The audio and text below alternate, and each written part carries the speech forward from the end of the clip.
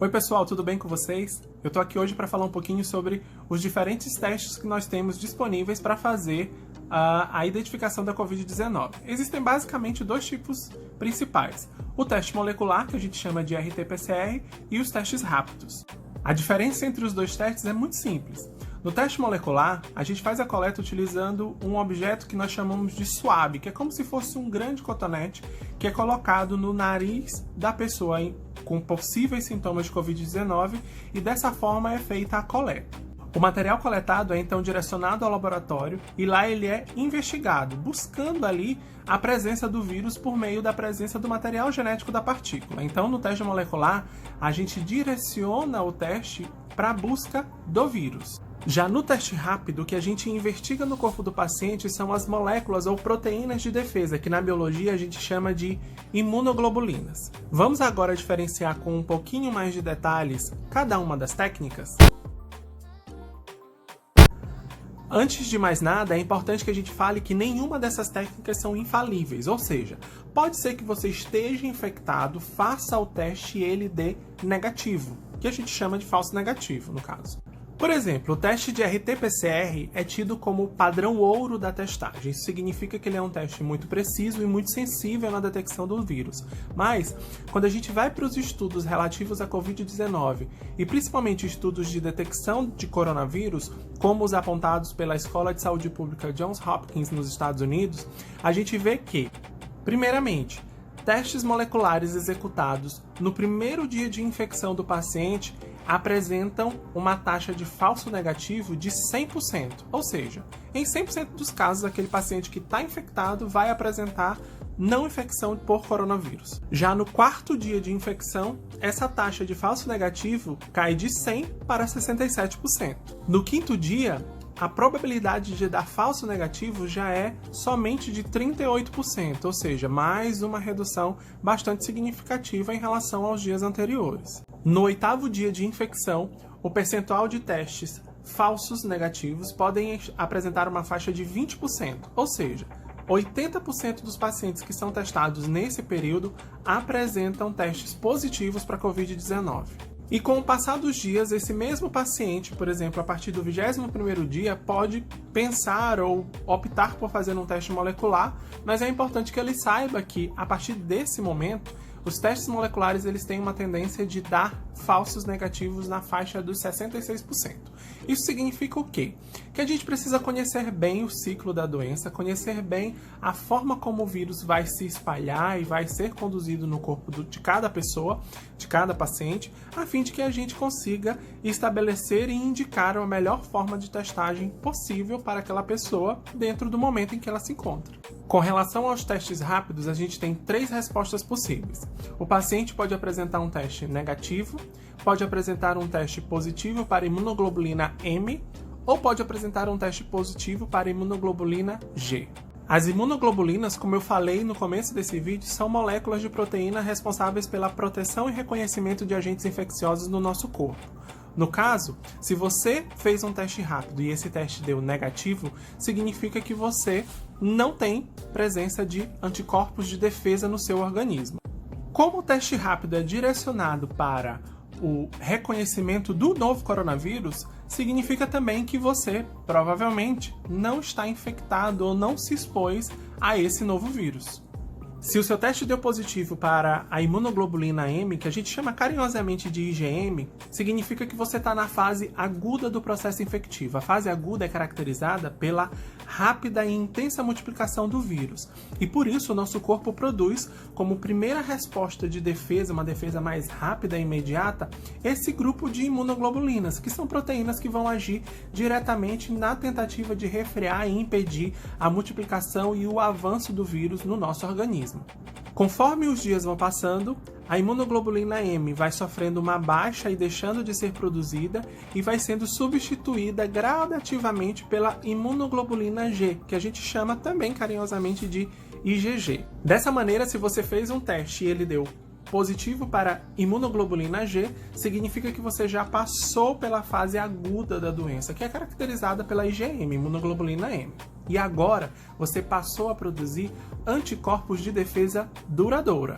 Vamos agora pegar todas essas informações e tentar entender na prática, olhando para os possíveis resultados dos testes, quais que são os significados que a gente pode abstrair das respostas que a gente vai encontrar quando realizar uma ou outra investigação. Para nós avançarmos nas nossas discussões, eu vou colocar aqui agora para vocês uma tabela onde vai aparecer as inscrições RT-PCR, imunoglobulina M e imunoglobulina G. Na parte de baixo dessa tabela eu vou colocar também a inscrição significado, que quer dizer o significado biológico das respostas que nós podemos ter a partir da realização de cada um desses testes. Então vamos lá? Primeiramente, eu posso ter um indivíduo que faça um teste de PCR e tenha como resposta um resultado negativo, e que faça testes rápidos e que também tenha um resultado negativo, tanto para a imunoglobulina M quanto para a imunoglobulina G. Isso significa que essa pessoa provavelmente não se expôs ao vírus e, por isso, ela não apresenta qualquer tipo de resposta a esse agente viral. Por isso, o significado biológico para esse paciente é de que ele é negativo, ou seja, ele não tem o novo coronavírus. Próximo caso, paciente positivo no RT-PCR e negativo para IgM e IgG. Isso significa que essa pessoa sofreu um processo de infecção. Essa infecção não significa necessariamente que está no estágio avançado, uma vez que a gente não detectou nem imunoglobulina M e muito menos imunoglobulina G. Terceiro caso, paciente positivo no RT-PCR, positivo para imunoglobulina M e negativo para imunoglobulina G. Isso significa que estamos diante de um paciente em fase inicial da Covid-19. Mas, Thiago, como é que a gente sabe isso? Lembra lá no início do vídeo que eu falei para vocês que a imunoglobulina M, a IgM, era uma molécula que aparecia no início da infecção? Então, a realização desses testes e o fato desse paciente ser positivo para a IgM indica para a gente exatamente isso, que ele está na fase inicial da Covid-19. Vamos agora para o seguinte quadro: paciente positivo no PCR, positivo para IgM e positivo para IgG. Isso significa o quê? Que esse paciente está na fase mais ativa da doença. Como eu falei lá no início do vídeo, a imunoglobulina M ela é gradativamente substituída pela imunoglobulina G, mas esse processo ele não é instantâneo, ele é gradual. E conforme os dias vão passando, é natural que a gente observe uma baixa da imunoglobulina M, da IgM, e um aumento do IgG. Até que vai chegar um período em que esse paciente repita esse teste, pode repetir o teste, e aí a gente já não vai mais detectar IgM. Provavelmente é o nosso próximo caso. Então vamos lá? Paciente positivo para o RT-PCR, negativo para IgM e positivo para IgG. Isso significa o quê? Que a gente está diante de um caso de um paciente que está na fase final da Covid-19. A IgM já teve a sua produção reduzida e foi substituída pela IgG, que é uma defesa duradoura, e é por isso que a gente consegue detectar essa imunoglobulina agora, nesse momento. Mas e se a gente fizer um teste de PCR e ele der negativo? E a gente tiver um teste rápido positivo para IgM e negativo para IgG? Qual que é o significado disso tudo? O que a gente tem aqui é o que a gente chama de falso negativo.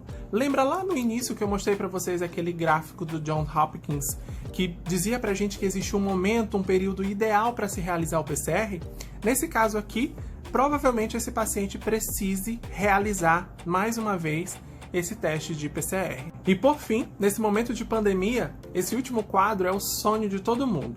Um paciente negativo para o PCR, negativo para o IgM e positivo para o IgG. O que é o IgG mesmo? Resistência duradoura. Significa que esse paciente já teve uma exposição prévia ao coronavírus.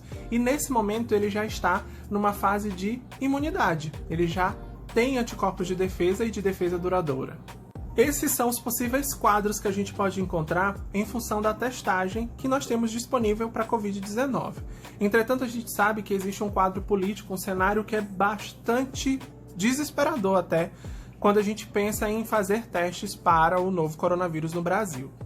Só para vocês terem uma ideia, a gente hoje no Brasil está testando 29 pessoas em cada 100 mil habitantes. Na Itália e na Coreia do Sul, que são talvez os países que mais testaram aí ao longo da pandemia, existem cerca de 1.000 testes para cada 100 mil habitantes. Nos Estados Unidos, que também é outro país que está testando muito, são mais de 500 testes para cada 100 mil habitantes. Ou seja, aqui no Brasil, a gente está numa situação bastante crítica quando a gente pensa e quando a gente se refere à testagem para o novo coronavírus. As pesquisas que fazem levantamentos de dados da Covid-19 no Brasil e no exterior apontam que os dados que são apresentados nos nossos boletins epidemiológicos correspondem apenas a 10% do total real de infectados no país.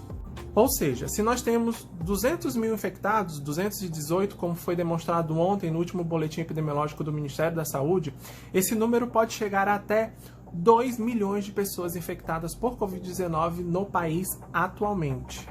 E essa subtestagem pode levar a gente a cometer erros gravíssimos, como a retomada de atividades que não são tão essenciais e não são tão importantes agora, e que poderiam esperar por mais um tempo até o momento em que as coisas estivessem de fato normalizadas. A gente sabe que a demanda por testes no mundo inteiro tem sido absurda nos últimos dias, mas isso tudo a gente resolve com uma política pública alinhada e encaixada com a demanda atual, que é resolver o problema da pandemia. Além disso, nunca é demais falar que investir em ciência que esteja alinhada com essa demanda é fundamental para fortalecer e garantir que a gente consiga chegar num nível de testagem aceitável e recomendado pela OMS. Daí a pergunta que fica é: será que nós estamos, enquanto governo, enquanto país, fazendo tudo o que é possível para resolver o problema da pandemia no Brasil? Até o próximo vídeo, gente. Tchau, tchau.